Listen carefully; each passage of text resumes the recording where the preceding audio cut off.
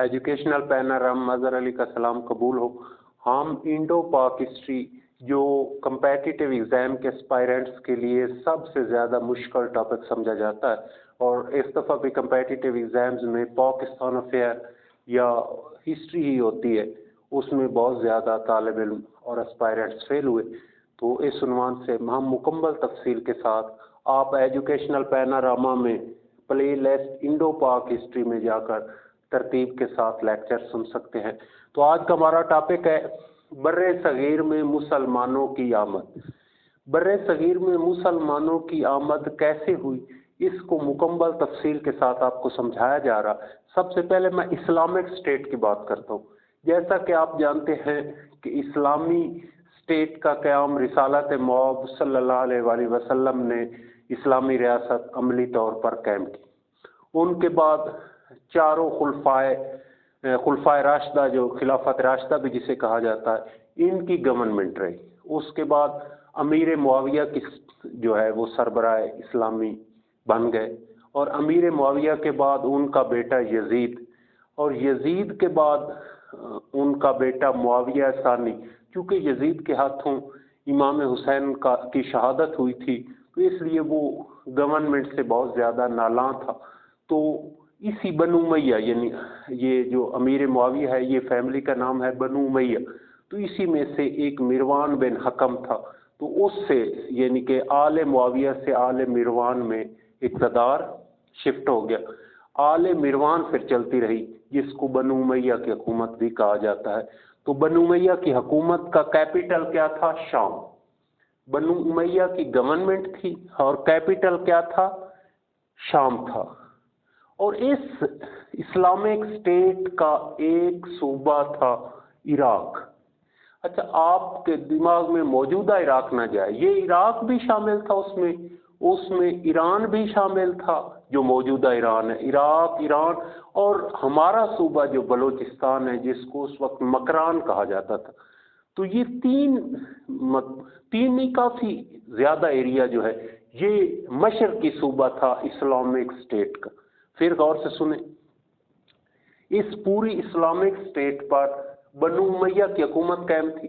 बनु उमैया की हुकूमत का कैपिटल था शाम और इनका मशरकी सूबा जो था उसका नाम था इराक। ये इराक सिर्फ एक मुल्क अब वाला इराक नहीं, इसमें ईरान भी था और इसमें हमारा जो सूबा बलूचिस्तान, जिसका उस वक्त नाम मकरान था, यहाँ तक इस्लामी स्टेट कायम थी, यानी बलूचिस्तान तक इस्लामी गवर्नमेंट मौजूद थी।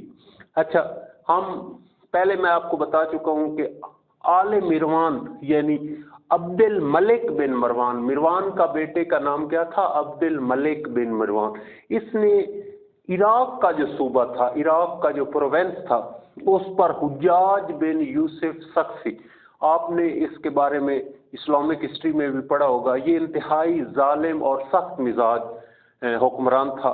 तो हुज्जाज बिन यूसुफ को इराक के सूबे का गवर्नर बना दिया गया। किसने?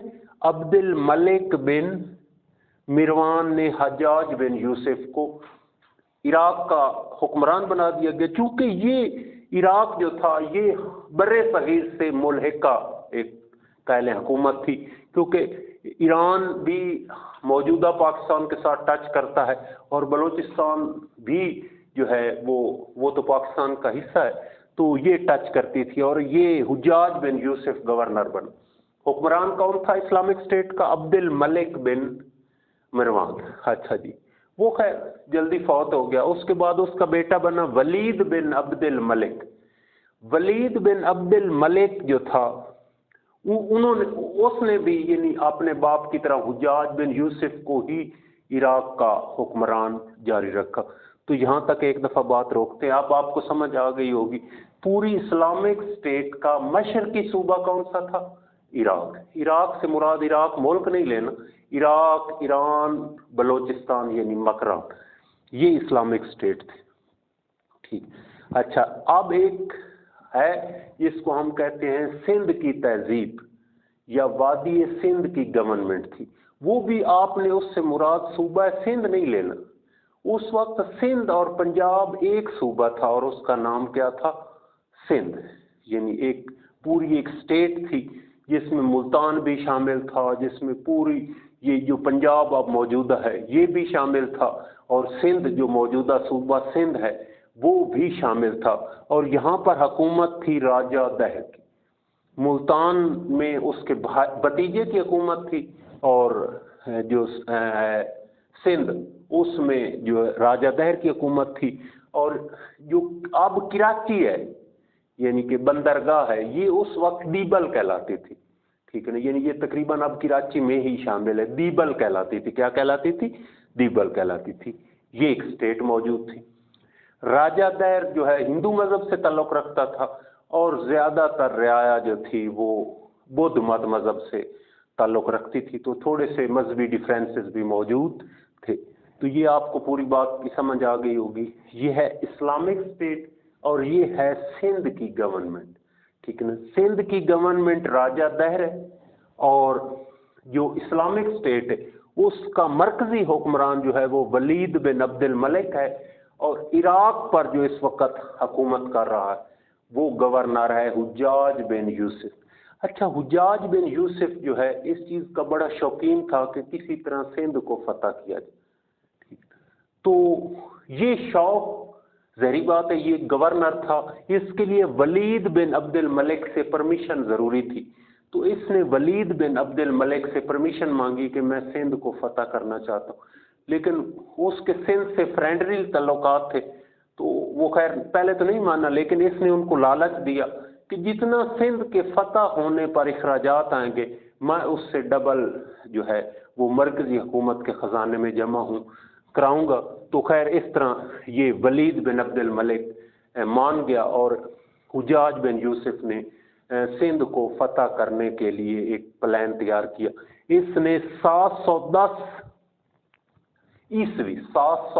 عیسوی میں اپنے 2 واریر یا جنگجو بھیجے، سپہ سالار، پہلے کا نام تھا عبید اللہ اور دوسرے کا نام تھا بدیل۔ عبید اللہ اور بدیل جو تھے وہ دونوں مارے گئے یا شہید ہو گئے۔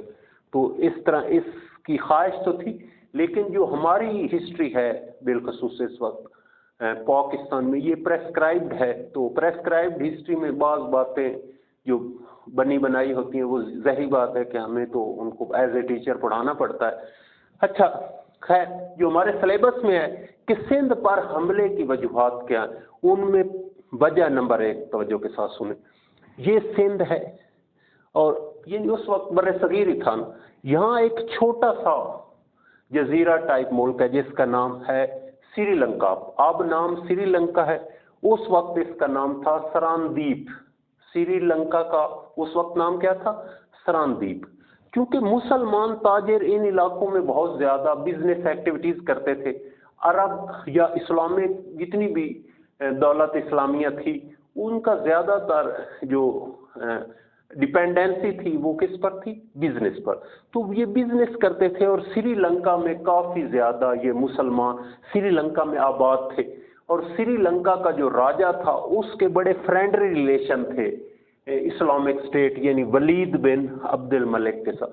تو اس نے 8 جہازوں پر یا اس وقت کے جو شپس تھے اس پر ایک قافلہ بھیجا تحفے تحف دے کر، اور جو مسلمان یہاں کے تھے ان کو حج پر یا جو پہلے آئے ہوئے تھے جنہوں نے اپنے واپس وطن جانا تھا ان کو بھیجے۔ 8 جہازوں پر یہ قافلہ کدھر جا رہا تھا؟ شام کی طرف۔ تو یہ ظاہری بات ہے سمندر کے راستے جا رہے تھے، تو یہ دیبل جو موجودہ کراچی ہے وہاں سے گزرے، تو ان کو بحری ڈاکوؤں نے لوٹ لیا، اور ان ڈاکوؤں نے جو لوٹا تھا ان میں سے ایک عورت نے حجاج بن یوسف کو خط لکھا کہ میری مدد کرو، میری عزت اور عصمت لوٹ رہی ہے اور میں مسلمان ہوں اور آپ پر واجب ہے کہ میری مدد کو آئیں۔ تو اس وجہ سے ہماری تاریخ کے مطابق حجاج بن یوسف نے سندھ پر حملہ کرنے کا پروگرام بنایا، حالانکہ یہ پہلے بھی عبید اللہ اور بدیل کے ذریعے حملے کر چکا تھا۔ خیر یہ سمجھ آ گئی۔ سری لنکا سے 8 جہازوں پر مبنی ایک قافلہ کراچی کی بندرگاہ تھی، ظاہری بات ہے وہاں سے گزرا، وہاں سے ڈاکوؤں نے ان کو لوٹ لیا۔ حجاج بن یوسف، ایک عورت جو ڈاکوؤں کی قید میں تھی، اس نے لیٹر لکھا حجاج بن یوسف کو. حجاج بن یوسف نے راجہ دہر کو لکھا. راجہ دہر نے اس کا کہا کہ یہ ڈاکو میرے کنٹرول میں نہیں ہے، لہذا سوری میں آپ کی یہ نہیں مدد کر سکتا. تو اس غصے میں حجاج بن یوسف سندھ پر چڑھ دوڑا. ایک ریزن یہ بیان کی جاتی. دوسری ریزن نمبر دوسری، میں نے آپ کو بتایا اسلامک اسٹیٹ موجودہ بلوچستان تک پھیلی تھی، یعنی مکران تک. تو مکران کا جو مسلمان گورنر تھا اس کا نام تھا سعید بن اسلم. سعید بن اسلم، سعید بن اسلم جو تھا یہ مسلمانوں کے آپس میں قبیلوں کی جنگیں ہوتی تھی. ایک اور قبیلے کا، قبیلہ بنی آثار کا محمد بن حارث غولانی، محمد بن حارث اعلانی، محمد بن حارث اعلانی جو تھا اس نے اس گورنر کو قتل کر دیا. یعنی جو حکمران تھا مکران یعنی بلوچستان کا، وہ قبیلی جنگ تھی مسلمانوں کے آپس میں. تو یہ محمد بن حارث نے سعید بن اسلم کو قتل کر دیا اور یہ خود فرار ہو کر اس نے راجہ، ظاہری بات ہے سینٹرل گورنمنٹ بہت اسٹرانگ تھی، ظاہری بات ہے اس نے ان کے حکمران کو قتل کیا تھا. تو اس نے راہ فرار رکھتے تھا یہ بھی مسلمان، تو یہ کہاں پہنچ گیا؟ راجہ دہر کے. تو اس کے لیے بھی دوسری یہ کاز بھی بتائی جاتی ہے کہ راجہ دہر نے ولید کو بھی لکھا کہ وہ ہمارے جو باغی ہیں ان کو پناہ دے رہا. تو یہ بھی ایک وجہ بنی سندھ پر حملہ کرنے کی. تو یہ وجوہات کی صحیح آپ کو سمجھ آ گئی ہوگی. اچھا جی، اب چلتے ہیں. حجاج بن یوسف پہلے اپنے 2 واریر یا جنگجو سپاہ سالار مروا چکا تھا. اس کے لیے اس نے ایک نیا پلان کیا، اس نے بہت اعلیٰ قسم کا پلان کیا. سب سے پہلے تو اس نے اپنے بھتیجے اور داماد محمد بن قاسم کو جو اس سپاہ سالاری پر تعینات کیا کہ یہ بہت زیادہ ینگ ہے اور بالکل انوسینٹ مزاج بندہ ہے، تو یہ میرے بالکل کنٹرول میں رہے گا. اور اس نے بہت زیادہ اس کے لیے مال و متاع اکٹھا کیا، بہت زیادہ گھوڑے اور مکران میں چونکہ ان کی اپنی حکومت تھی، وہاں بھی جو ہے اس نے حکم دیا کہ مزید وہاں سے بھی فوجیں اکٹھی کی جائیں. سمندر کا راستہ بھی اختیار کیا گیا. اور منجینک اس وقت ایک ٹیکنالوجی تھی، ایک پلی پر ایک رسہ ٹائپ ہوتا تھا اور وہ کھینچتے تھے یکدم اور پلی گھومتی تھی اور وہ بہت بڑا پتھر اٹھا کر دور تک پھینک سکتے تھے، جس طرح غلیر ٹائپ. منجینک وہ پہنچائی گئی اور سمندر کے راستے، اور اس طرح جو ہے یہ بہت زیادہ بھرپور انداز میں. اس کے علاوہ اس نے کمیونیکیشن کا ایک سسٹم قائم کیا. اس نے ہر میل پر ایک چوکی قائم کی، یعنی عراق میں کوفہ تک، سندھ سے لے کر کوفہ تک 3 دن میں فوراً لیٹر پہنچ جاتا تھا. مثلا ایک گھوڑے والا دوڑا ہے نا تو وہ ایک پوائنٹ تک جائے گا، وہاں تازہ گھوڑا اس لیٹر کو پکڑ کر اگلے تک پہنچائے گا، اگلا اگلے کو پہنچائے گا. اس طرح ٹھیک 3 دنوں میں لیٹر جو ہے وہ پہنچ جاتا تھا. تو اس لیے وہ براہ راست اس مہم کو خود کنٹرول کر رہا تھا اور محمد بن قاسم کو براہ راست احکامات دے رہا تھا. تو محمد بن قاسم جو ہے وہ موجودہ بلوچستان مکران میں پہنچا، اور یہ فوراً نہیں پہنچ گیا، تقریباً 1-2 لگے ہیں. تو یہ مکران میں پہنچا. مکران یعنی بلوچستان، وہاں سے گوادر جو آپ موجودہ گوادر کی بندرگاہ، اس کے راستے اس نے جو ہے وہ دیبل تک پہنچ گئے، یعنی کراچی پہنچ گئے. اچھا، دیبل میں جو دیبل تھا وہاں جو ہے انہوں نے بڑا مضبوط قلعہ بنایا ہوا تھا. ظاہری بات ہے اس وقت جنگی حالات ہوتے، اور ان کے سینٹر میں ایک مندر تھا جس پر انہوں نے سرخ جھنڈا لہرایا ہوا تھا. وہ جھنڈا بہت زیادہ، اس کا فریرا جو ہے وہ پورے سٹی پر لہراتا تھا، اور یہ ان کی علامت تھی کہ یہ ہماری مقدس جھنڈا ہے، اور جب تک یہ لہراتا رہے گا دشمن ہمیں کبھی بھی کوئی نقصان نہیں دے سکتا. تو ظاہری بات ہے ان کے پاس منجینکیں تھیں، اور انہوں نے منجینک کے ذریعے اس کو ٹارگٹ کیا اور وہ گر گیا. اور ظاہری سی بات ہے کہ ان کی چونکہ اس سے مذہبی اٹیچمنٹ تھی، وہ دل برداشتہ ہو گئے اور اس طرح دیبل فتح ہو گیا. محمد بن قاسم، جمعہ کا روز تھا اور عیسوی تھی 712 عیسوی اور ہجری تھی 93، ٹھیک ہے نا. اور محمد بن قاسم کا پورا نام عماد الدین ہے. تو خیر یہ محمد بن قاسم 712 عیسوی اور 93 ہجری میں جو ہے اس نے یہ فتح کر لیا دیبل. اچھا اب تھوڑا سا میں آپ کو سمجھاتا چلوں کہ محمد بن قاسم نے کون سا روٹ اختیار کیا. آپ کبھی بذریعہ موٹر وے کراچی سے ملتان ہے، کراچی سے ملتان ہے، میں نے آپ کو پہلے بتایا پنجاب بھی اس وقت سندھ کا حصہ تھا، تو یہ بیبل یعنی کراچی سے چلا اور رستے میں اس وقت شہر اکثر دریاؤں کے کنارے ہوتے تھے. اور میں بتاتا چلوں کہ سندھ کا نام جو ہے وہ سندھو یعنی دریائے سندھ کی وجہ سے، سندھ کا نام دریائے سندھ کی وجہ سے، اور اس وقت اس کا نام مہران بھی تھا. تو یہ دریاؤں کے کنارے اکثر شہر تھے.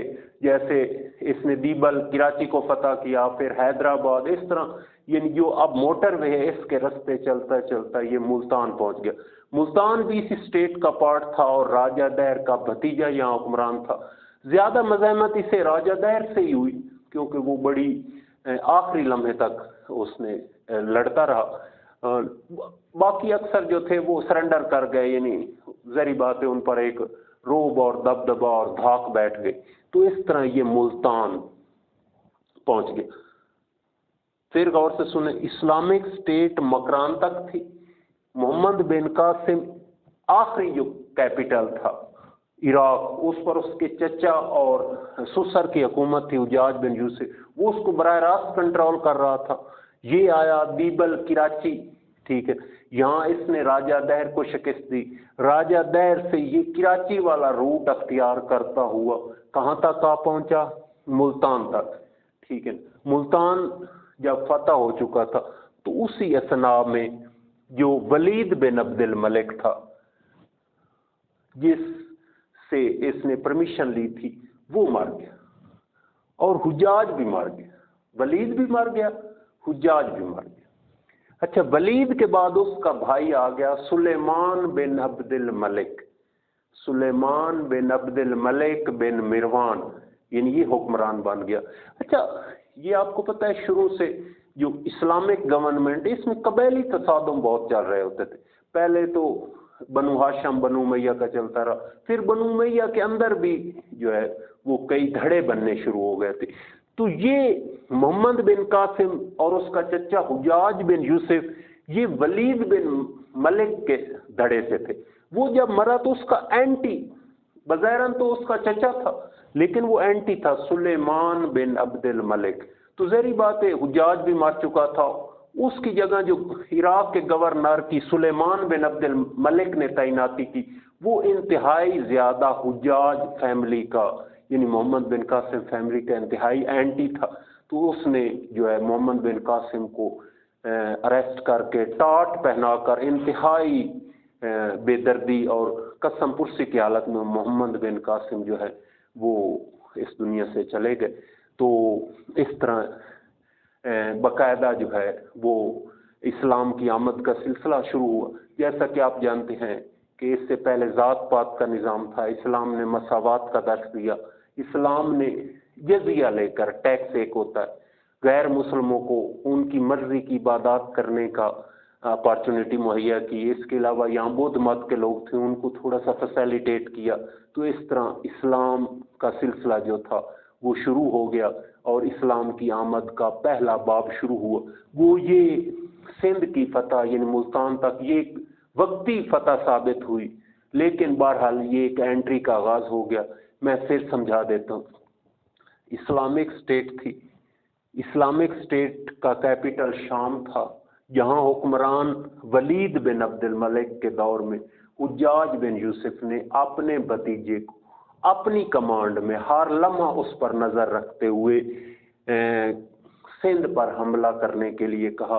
اس حملے کی وجوہات ایک تو مسلمان لڑکی کا ڈاکوؤں کے ہاتھوں دیبل میں اغوا ہو جانا ہے، ایک وجہ یہ ہے کہ مکران موجودہ بلوچستان کے گورنر کا جو قاتل تھا وہ راجہ دہر کے پاس اس نے ڈیرے ڈالے ہوئے تھے. اور تیسری وجہ جو ظاہراً ہسٹری میں موجود ہے کہ حجاج بن یوسف کو سندھ فتح کرنے کا بہت شوق تھا. پہلے وہ 2 سپہ سالار مروا چکا تھا، اب تیسرے اس نے بھتیجے کو بہت زیادہ ایکٹیو انداز میں سندھ پر حملہ کرنے کے لیے تیار کیا. اس نے سندھ دیبل کو پہلے فتح کیا. دیبل میں سرخ جھنڈے کو منجینک کے ذریعے گرایا گیا. ان کے پاس تھوڑا سا جدید اسلحہ تھا اور بہت زیادہ ٹیکنیکل قسم کی انداز سے یہ چلتا ہوا کراچی سے ملتان تک آیا. جب ملتان محمد بن قاسم پہنچا تو پیچھے سے حجاج اور ولید دونوں مر گئے. ولید کے بعد سلیمان آ گئے. سلیمان نے محمد بن قاسم کو قید میں اور کچھ کہتے ہیں پھانسی یا زہر دلا کر اس طرح ختم ہو گیا. یہ اسلام کی پہلی انٹری تھی. یہاں کے لوگ اسلام سے بہت زیادہ فیملیئر ہونا شروع ہو گئے اور اس طرح اس کے بعد انشاءاللہ العزیز خاندان غزنہ کا ہم مطالعہ کریں گے. امید ہے کہ آپ کو ترتیب کے ساتھ جب اس طرح سنیں گے تو انشاءاللہ العزیز ہسٹری کوئی مسئلہ نہیں رہے گا. Thanks very much.